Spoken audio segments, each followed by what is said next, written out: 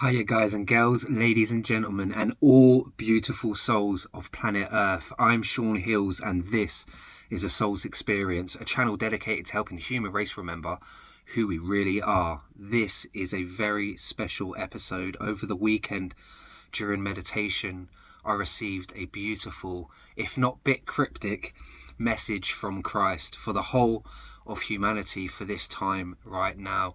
So please stick around, get comfortable, and listen to what Christ has to say for all of us at this great time of awakening.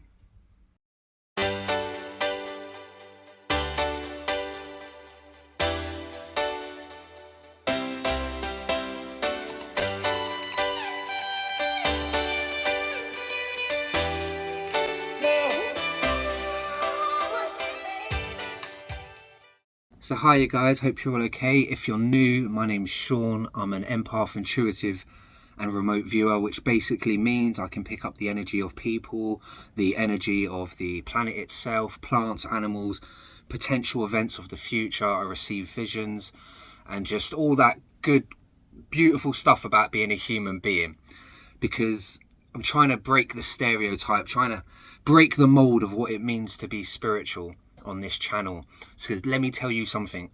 If you're a human being, you're spiritual. Now, we are all born with a certain level of empathy, intuitiveness and awareness, some more than others, but I promise you, every single one of us with practice can have our spiritual gifts come back online.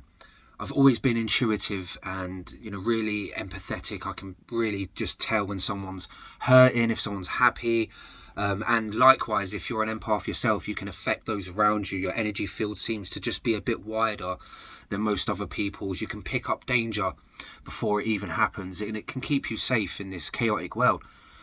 But the remote viewing I've been doing for around 6 years now, and it just astounds me every time I get a beautiful message.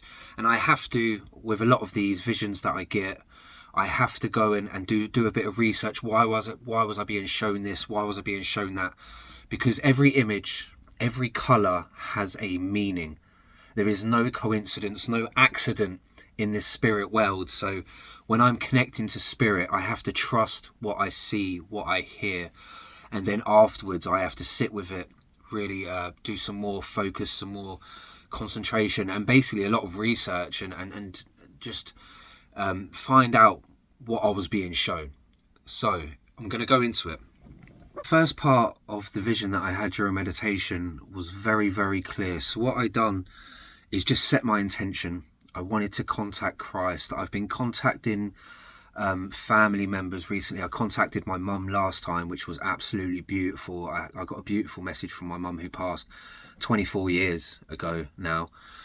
But I've only had a couple of interactions, well, many over my lifetimes with Yeshua or Jesus Christ, whatever you want to call them. Names aren't really important. That's such a human thing to get caught up on what things are called. But the Christ energy is what I'm really talking about, that Christ consciousness, which is something that we all hold inside of us. I wanted to contact that Christ energy, that loving Jesus Christ part, that beautiful, harmonious guiding. That's how I see Yeshua, is a guide, a role model. For me personally, you guys do you. For me personally, Christ is my role model, the one I aspire to follow. If I'm going to follow another human being, I want it to be I want it to be Jesus. I want it to be Jesus. If I'm going to follow another human being, not copy them, not try and imitate them, because spirituality is 100% unique. That's what we're trying to break the mold on this. We're trying to break the mold on this channel. Spirituality is 100% unique. It doesn't matter what you look like, what you sound like, what you dress like, what music you listen to. Obviously, throughout your spiritual journey, them things are very, very likely to change. Then behaviors are very, very likely to change because you're tapping into higher energy. So that's very important. But you don't lose your fun. You don't lose your what you like to wear and all this kind of stuff, and how you talk. Maybe you become a bit more courteous, a bit more aware of your words around others so you don't hurt others. Things like this. but your personality doesn't have to change. You don't have to shave your head bald and sit in the woods for 20 years to be spiritual anymore. There was a time and a place for that. Very special pockets of the world were waking up, but now everyone's waking up. We're in the great, great time of awakening. It's happening this year. It's happening right now. It's all around us. So I set my intention before going into deep meditation. I wanted to contact Christ. And I fell into meditation quite quick. It was quite the deep part of meditation where I break through the veil, I call it. I start to see lavender, like a lava lamp moving around, and then that starts to break into this darkness, like a void, but it's got static inside it. There's things moving around in there. It's not void of anything. It's almost like potential energy, like to contact spirit. I just see it as breaking through the veil, going back into spirit world. Maybe it's leaving the third, going into fourth, maybe higher up. Hey guys, I've only been doing this 6 years. I'm still learning. I've self-taught, so I just have my own names for it. It's like breaking through the veil for me. So there's static in there, there's darkness in there. But once I get into this place, I've kind of left my body in the 3D. My consciousness, my awareness is free of the physical. I'm now free to try to contact spirit, whoever that may be, whatever that may be. Now, spirit doesn't always have a message for me. That's very, very important. It is a relationship. It is a meditation ship, a concentration ship. It's a two-way thing. So we can do all the work and get as relaxed as we want to be. And if spirit doesn't have a message for me or for us, then we won't always receive. However, over the weekend, on the Saturday night, I received a beautiful message from Christ. And I always get mainly visions with very short sentences or maybe just one word that I'll hear in my being. I'll just know the word. It will almost appear inside me. I won't hear it with my human ears. And I'm seeing with my eyes closed in pitch black most of the time. It's as I lie down and I relax for the hour before bed, I turn the lights off and I get into a deep state. That's when I can connect really, really well with spirit. And then I like to come out of that and kind of process what I've seen before going to sleep. And that way when I wake up in the morning, it's fresh. It's there. And I've kind of, my dreams as well can help me to, it's kind of a whole spiritual process that I go through. Not every night, because it can be draining. And unless I've processed what I've already seen, then often spirit won't show me anything more until I've been a good boy and processed the work I've got to do there, my homework. The meditation, the visions, they're fun. I feel such a loving energy in my meditation. I feel this peace, this connection that I can't quite get in the physical. It's a different type of connection. It's a heartfelt connection. It's a safe. It feels safe over. It feels so free and safe and exciting and new. Guys, you've got to do it. You've got to do it. If you're the kind of person who likes a bit of a, imagine you like roller coasters, yeah, and you can. It's almost that same feeling of that kind of freedom, that excitement of being on something new, something you don't quite know what's coming up. You don't quite know what's going to happen around the next bend. So amazing. You should really get into it if you feel like it. It's up to you. So let me get into it. So I was set my intention. I want to contact Christ, and then the darkness opened up. The lavender opened up into the darkness, and now I'm in the darkness. And this vision started a bit different. It started in the middle again. Something started to open up in the middle. But it wasn't lines forming. I normally get lines start to form, start to join, start to make things up slowly. This started to open up in the middle, but a whole picture. And it was a group of about 5 or 6 children in a field, just playing, kicking a ball around, just playing, really happy. Just kids playing. And I thought, wow, look, there's some kids playing, some boys, girls, just ponytails. Some had their hair down. Really, really happy. And as soon as I had acknowledged what I had seen, it opened up more. And now I'm seeing about 50 kids, but they're in groups of 5 or 6, but they're swapping groups. They're all playing individually, but they're all interacting and they're all swapping groups. They're all so happy and just really, really in this big field, in this big, beautiful grass field. It was grass. And I could tell it was grass. I could see what I was seeing. But at the time of the vision, everything was still quite grey. Everything was kind of like this greyish colour, but more like silhouettes. Very clear silhouettes of children playing in groups on a grass field. But everything was kind of like the same colour grey at the time. But I was just watching thinking, oh, this is really, really cool. It makes sense Jesus would be hanging around with the kids in heaven. It's I think it was well documented Christ's absolute love and admiration for the children and animals, the innocent of planet Earth, the pure, the truly innocent, which we are all truly innocent, really, at a more spiritual level, because we are all one. We are all the same being. We are all that higher consciousness, a part of it, a fractal of light. So we are all truly innocent to in our core, in our very being. But it is well documented that Christ has as admiration for the innocent, the animals, the children that can really do no harm. Can really do no harm. So it made sense to me that Christ would be up there in a giant field, beautiful field, playing football or soccer. If you're in USA, if you're in America, they were kicking balls around and playing like ball games and stuff. And just it reminded me of break at primary school. They were all kind of primary school age, and it reminded me of they were all on like a break, like a lunch break, and they were all playing. And there wasn't one argument. There wasn't one single argument, one single tear. Every single child was happy, and I felt happy just watching. And then it opened up more, and I saw thousands, I want to say, hundreds, thousands of children, and then colour.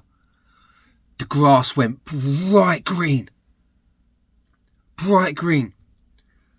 And the children were wearing uniforms, it looked like a football uniform. That's what it looked like, and it was bright white shorts with a green shirt, a green jersey.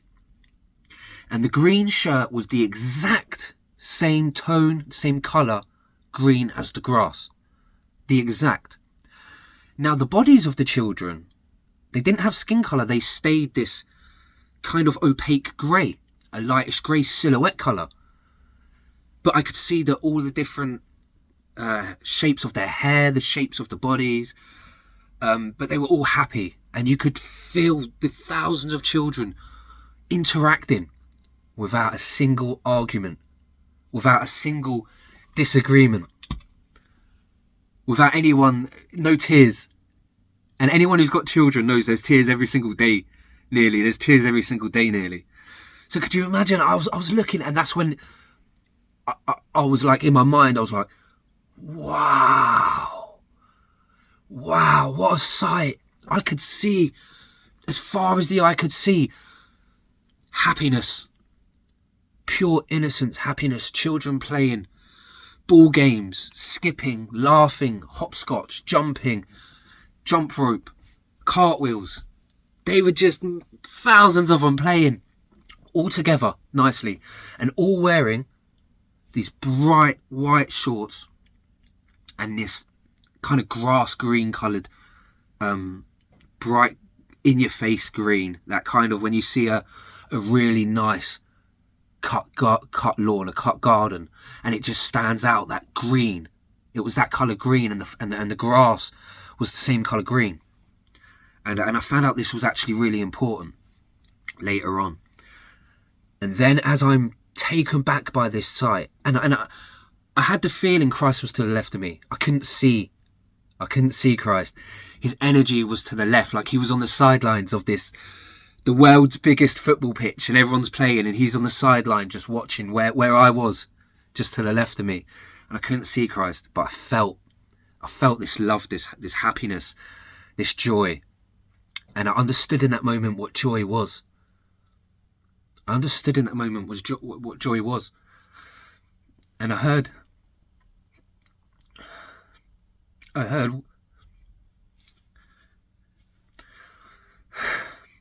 we all play on the same team here. That's what I heard. We all play on the same team here.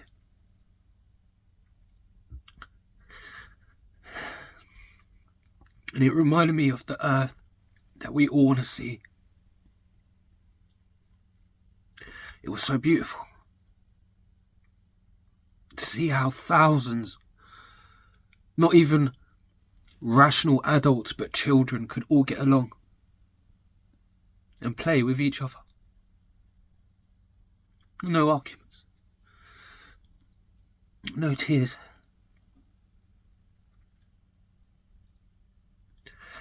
And I was just taken back by it.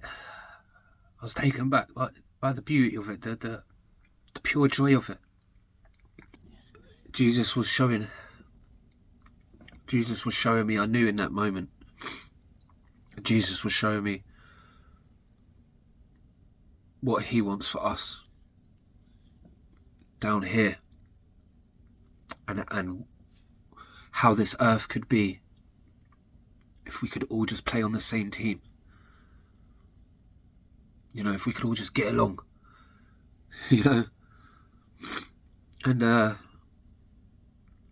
yeah, it was just in that moment, it was just such a clear, beautiful message from Christ,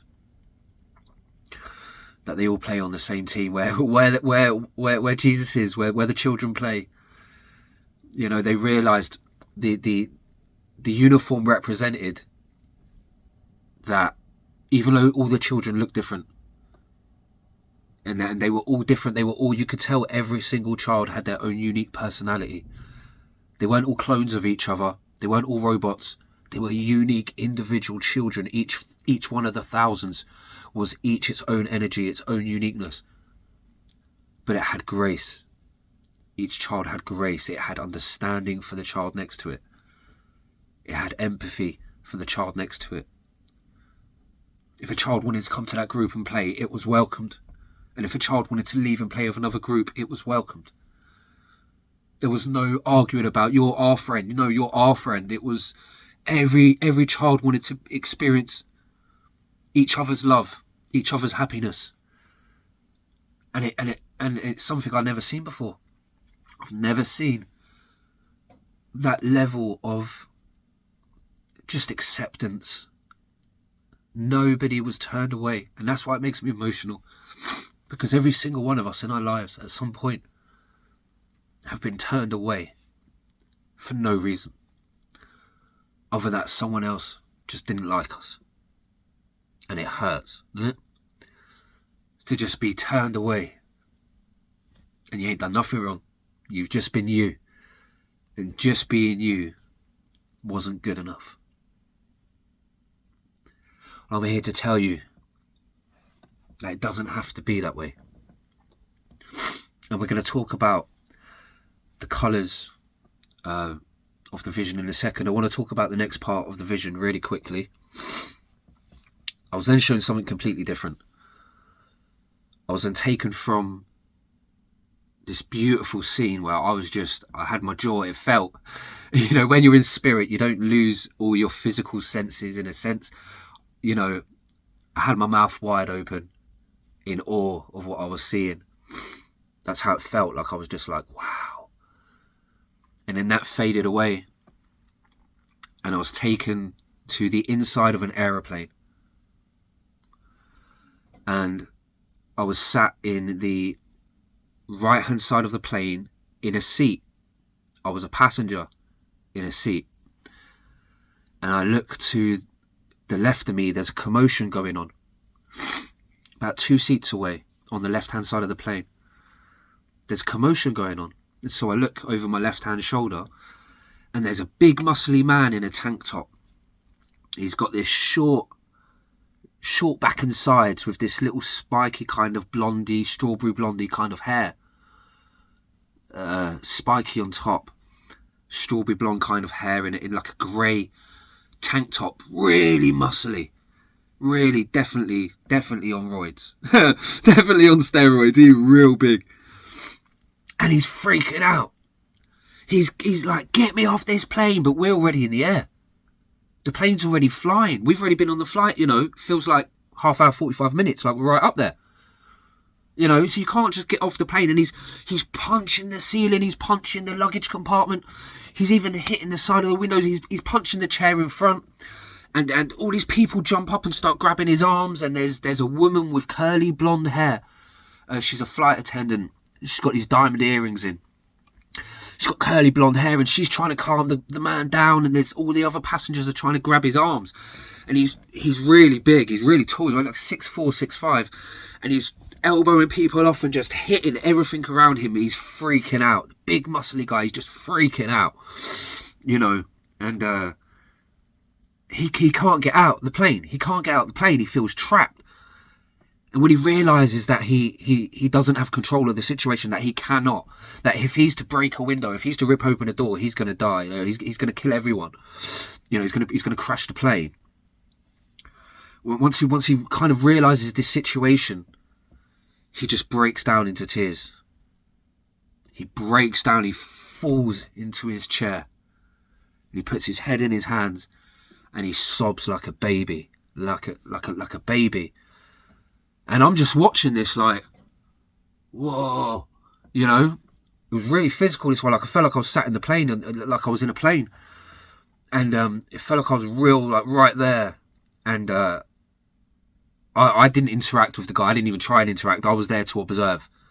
When I'm in these visions, I'm there to observe. Yes, I get taken back by what I'm seeing. It's hard not to. But I am there to be an observer and try and just trust what I'm seeing at the time, and I'll make sense of it afterwards.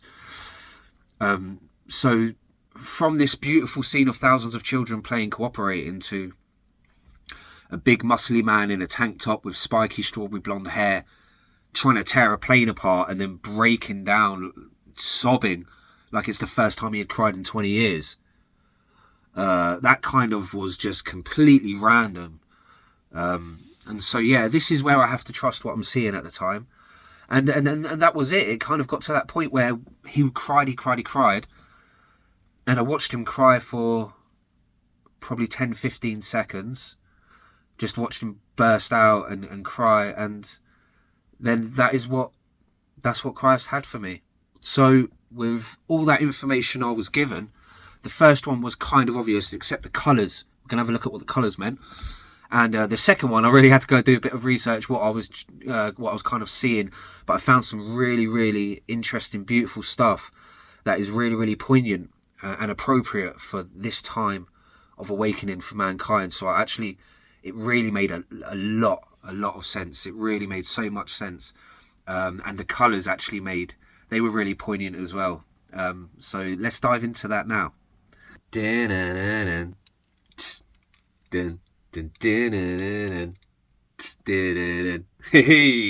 let's get the old specs out for this one. Right, there we go. Now I can see. Actually, a lot of glare on that. I think I'll keep them off. I can see without them. Okay, so the actual spiritual meaning of green and white. The combination actually means something. I knew before that green meant healing. I knew I'd seen green a lot at the start of my meditation, so I looked that up, and I knew that green meant healing, but I actually wasn't aware that the combination of green and white actually meant something. So let's read this here. The spiritual meaning of green and white combines growth, healing, and new beginnings with purity, peace, and divinity. We're going to come back to that in a second. New beginnings, that's really, really important. This pairing often represents a balance between the earthly and the spiritual, symbolizing prosperity and abundance alongside spiritual clarity and renewal. For example, In some traditions, green signifies life and healing, while white represents purity and spiritual cleansing. That is also really, really important. So, growth, healing, and new beginnings. We are entering the age of Aquarius. The old age of Pisces has gone. It's passing this year, this very year. From what I was shown in a vision in 2007, the age of Aquarius starts in 2026. So the fact that Christ had shown me these colours and sent me a message for new beginnings, purifying, purity, peace and divinity, and healing. The human race is healing right now. Many, many, many of us are being called to heal ancestral traumas. Traumas that have followed grandfather, grandmother to mother and father and down to their children. This is something that has happened for thousands of years. For the children only to be born and repeat the mistakes of their parents. Well, now we have the opportunity and we are in the right vibration. Earth is in the right vibration of healing and ascension. So that's absolutely beautiful. I love it that, you know, this is what happens in visions. My attention is drawn to these colours and I'm like, I'm going to have to see what that means, because there is a message there. There is a message. Spirit speaks to us in many, many ways. For me, it happens to be very visionary. Out of all of that vision that I had, I only heard we played on the same team here. That is all I heard throughout that whole vision. I often only hear a beautiful little profound sentence, and then the rest is all very visionary for me. You may be different if you start to practice remote viewing. Maybe you already remote view or have visions during meditation. If you do, let me know in the comment below. I'd love to hear about your spiritual experiences. Maybe we could have a phone call over and record a series. That'd be beautiful to start recording some conversations with some other spiritual people out there. I'd be definitely up for that on the channel. That would be amazing. So represents a balance between the earthly and the spiritual. That is where we're at, guys. That is where we're at. We are going back to, we are ascending very slowly in human terms, very, very slowly, but very, very quick, way quicker in spiritual terms than what I've heard. I've heard from other mediums, other psychics, whatever you want to call these, just human beings. Just human beings. I just want to call them human beings because we all have gifts. I've heard from other human beings that have their spiritual gifts that have been working on that. The universe, the other beings in this universe and far beyond, are very, very impressed, very, very shocked by the progression of mankind at this time. We are years ahead of where we should be, and that is just matching up beautifully with what I saw in 2007 in my vision. So, clarity renewal. And we've got here the very last bit. Life healing represents purity and spiritual cleansing. So we can see all the way through this. It's about shaking off the old. That's what this time is about, because you can't go into higher vibrations if you're still carrying lower vibrations. I had my foot in and out. I've still got a toe.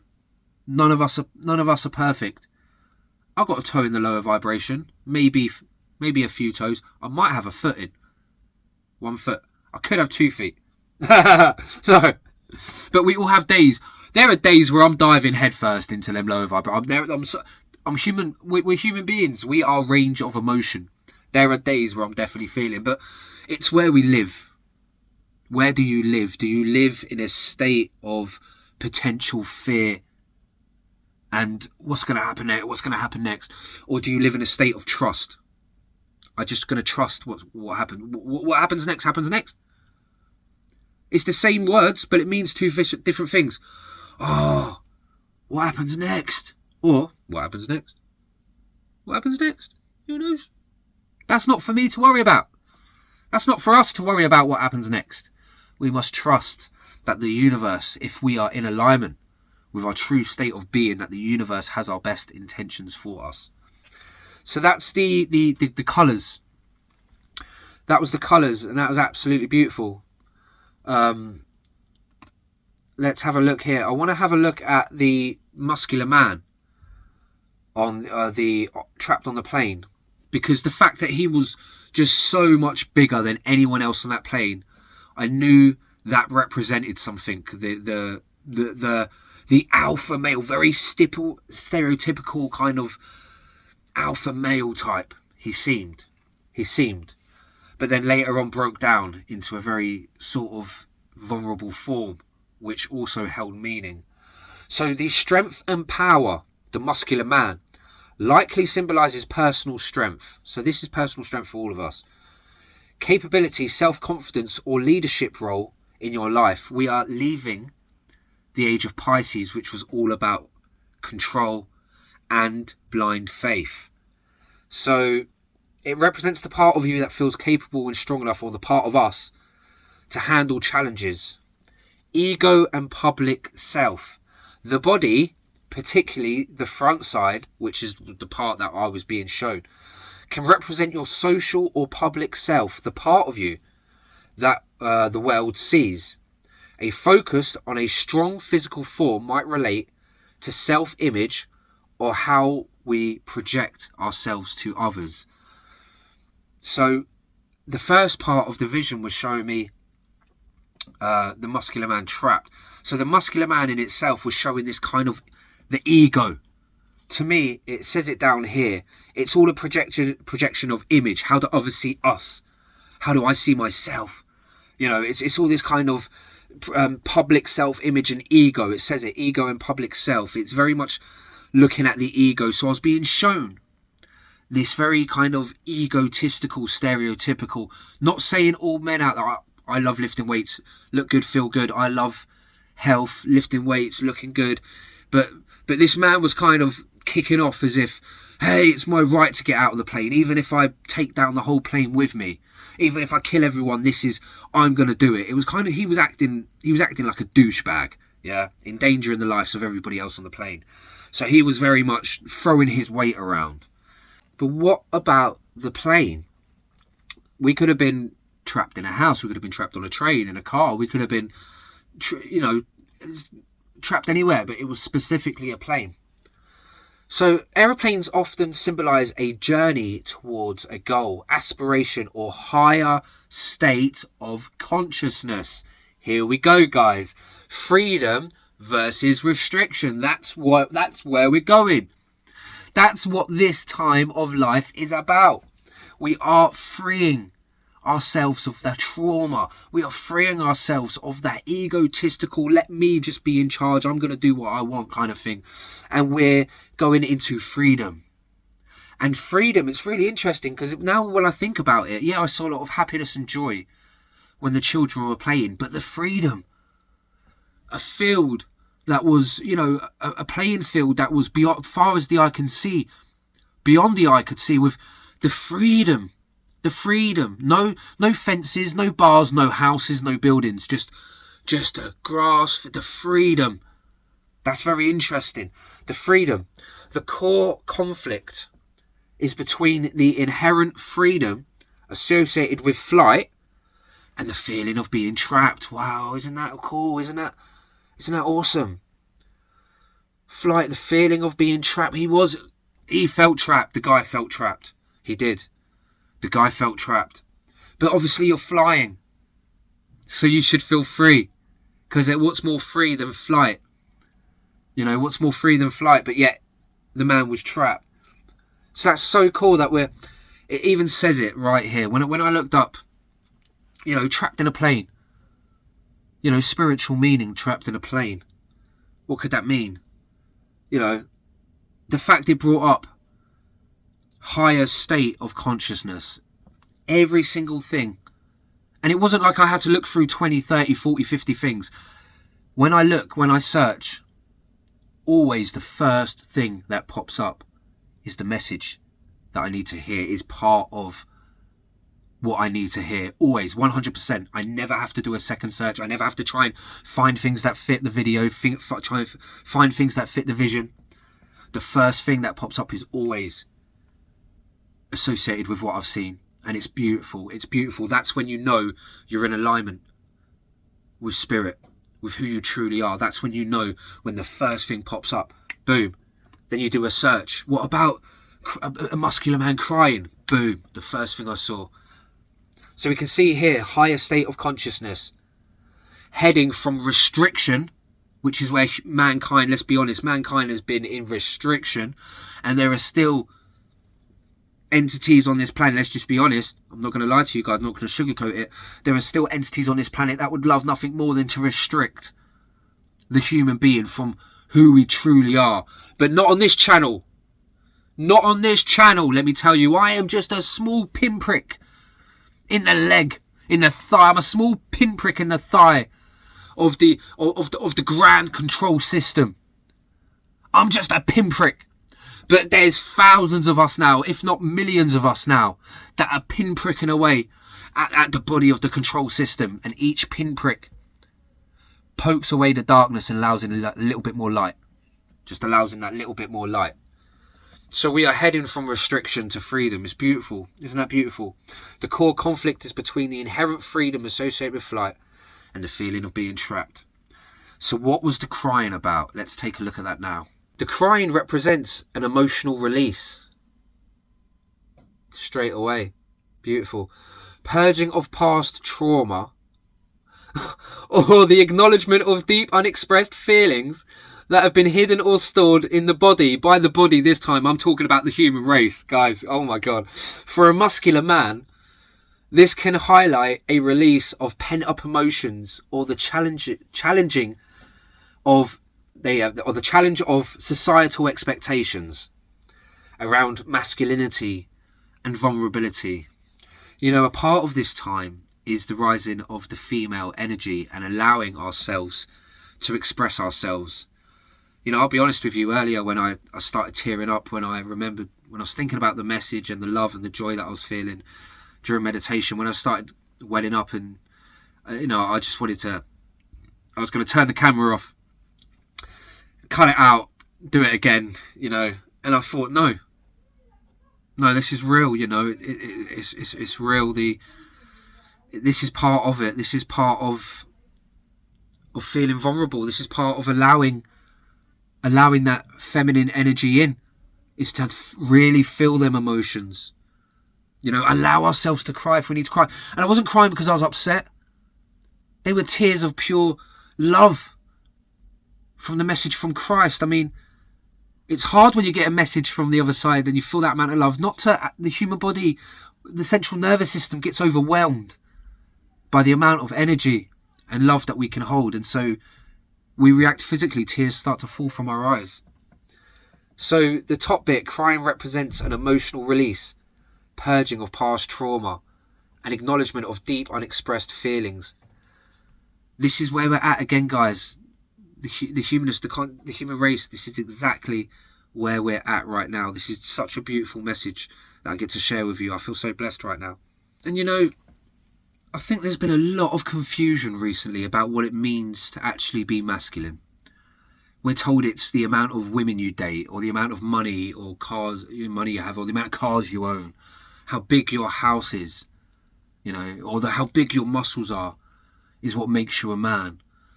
And I mean, what absolute turd. I'm sorry. What absolute BS is that? Come on, man. If you don't have 6 women on the go, so if you're not a womanizer, and you're not materialistic, and you're not shallow, and you're not vain, then you're not a real man. Please, don't listen to that nonsense about what it means to be a man. For me, being a man is about being a protector.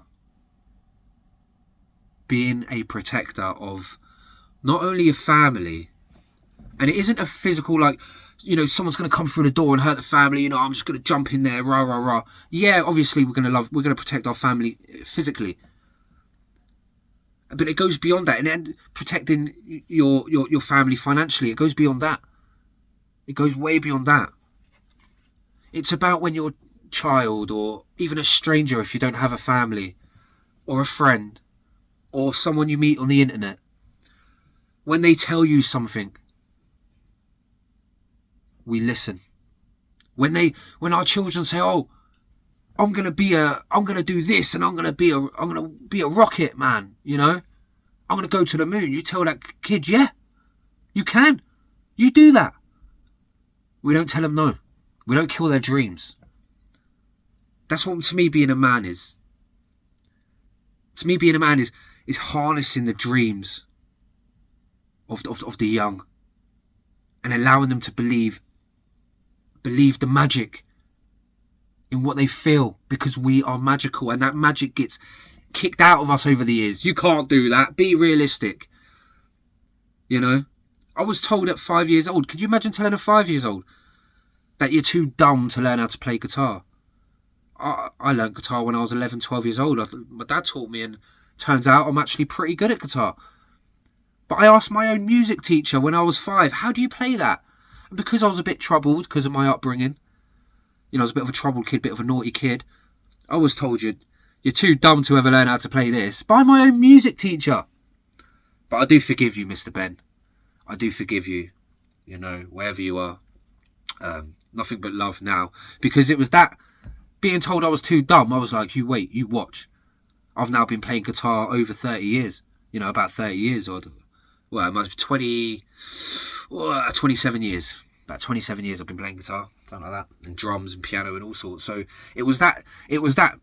that's what spurred me on to learn instruments and to become a musician. Plus my dad was a musician, which really inspired me. But, we get the dreams kicked out of us. We get the dreams kicked out of us over the years. And this is something I'm never going to do to another human being. And that isn't a man thing. That isn't what makes me a man. Isn't what makes a woman a woman.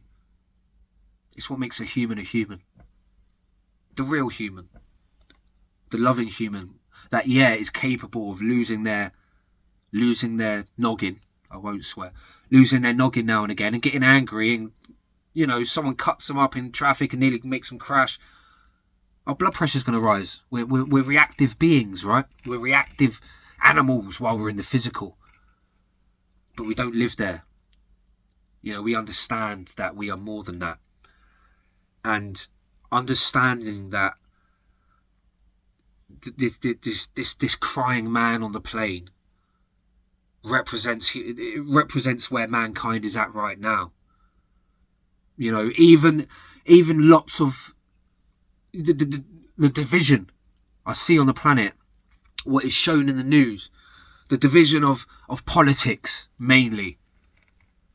The division in politics at the minute is ridiculous. It's ridiculous, and it doesn't mean anything. It doesn't mean anything. Come on, guys. We've been arguing. People have been arguing for hundreds and thousands of years, and nothing changes. We don't change by shouting at someone who isn't in charge, and then them shouting back at someone who isn't in charge. Loads of people who aren't in charge shouting at each other, and then the people in charge sitting back watching. Yeah. All right, where's your taxes? Come on, where's your taxes? We're moving. That held a place in the Piscean age. The Piscean age of, I don't like this. And I'm a Pisces, so I'm not knocking on Pisces, but Pisces hold that trait of, I'm going to control this. This is my reality and this is my bubble, so I'm going to try and control this. And that was the Piscean age. And then if we looked up to someone in leadership or a teacher, we just trusted what they had to say. And then we went with it. And anyone who spoke out against our reality, no time for it. This is my path. And then you got the person next to him going, no, this is the right path. And you got someone down the road going, no, this is the right path. And then wars happened because everyone believed their way was the right way. So everyone went to war. And everyone wanted to take off everyone else. And we want to control this part. And now we want to control that. And control that. And it just went on. And it just goes on and on and on and on. And all the while, people are in the streets shouting, we want change. We want change. And nothing ever changed. Because it takes something divine, something truly magical, something truly spiritual to change what the physical cannot. And that's where all this type of stuff comes in. If you had told me sort of 10, 15 years ago, when I was completely wrapped up in addiction, in trauma, asking the big questions like, why are we here? And I couldn't figure out the answers. Probably had something to do because I was pouring bottles of booze down my neck every single day. Because I just couldn't cope with being on this planet. Couldn't cope with being sober on this planet long enough to figure out why I was here. And then 6 years ago, I decided to scream a prayer. And I didn't know if God was real or not.